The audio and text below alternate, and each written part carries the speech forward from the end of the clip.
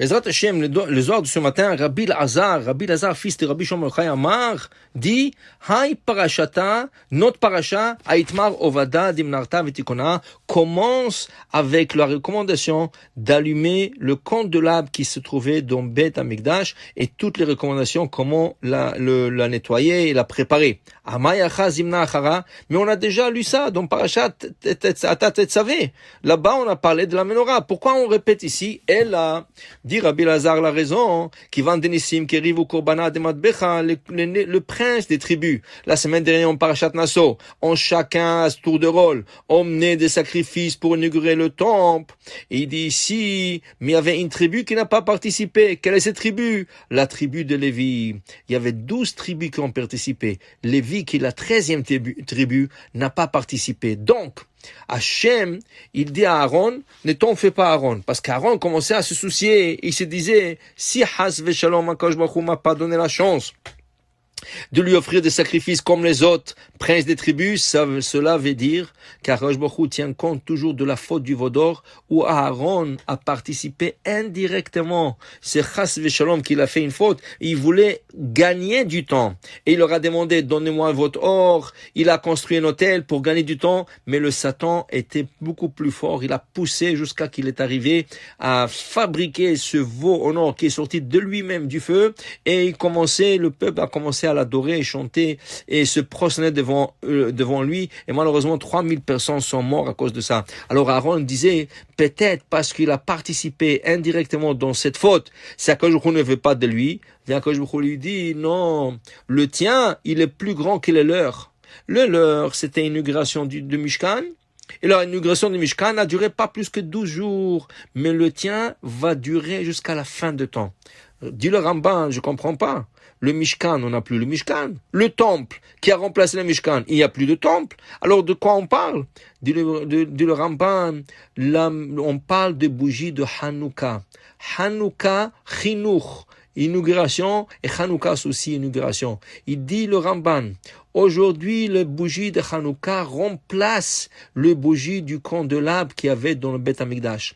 Donc, jusqu'à aujourd'hui, 2000 ans presque après la destruction du temple, on fait encore un acte qui remonte jusqu'à l'allumage de la menorah par Aaron à Cohen. Pourquoi?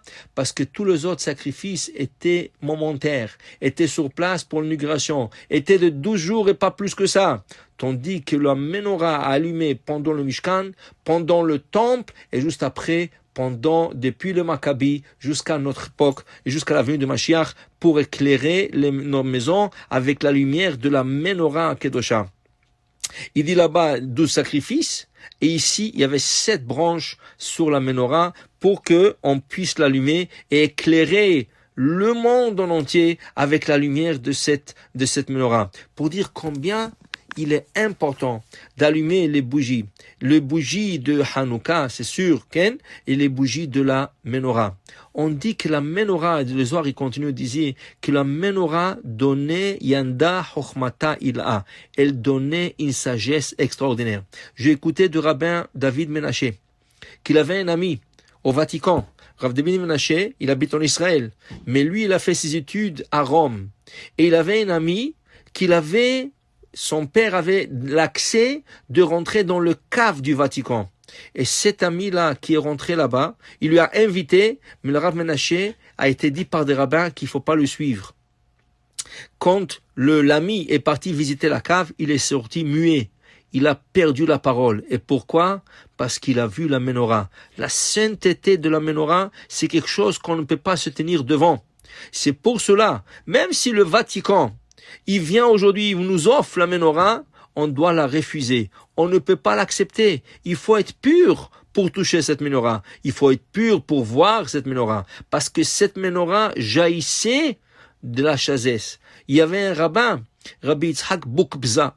C'était un rabbin tunisien que lui aussi, il est parti au Vatican. Malheureusement, 3 jours plus tard, il est décédé. Il a dit c'est à cause de voir la menorah, la kedusha de cette menorah. C'est quelque chose d'extraordinaire. Il y a un cours de Rav Menaché très très fascinant de comment il y a un parallèle entre les 7 branches de la menorah, oui, qui est divisé en 18, parce que son auteur était 18 tefachim, c'est ça, et il y a aussi les 18 bénédictions de la Hamida et les 18 bénédictions du matin qu'on appelle Bekot HaShachar. Il a un cours extraordinaire, et tout ça découle de la menorah et la chokhma que cette menorah nous donne. C'est pour ça qu'on dit que Hanouka, quand on allume la menorah, c'est une mitzvah de rester 20 minutes avec les bougies de la menorah.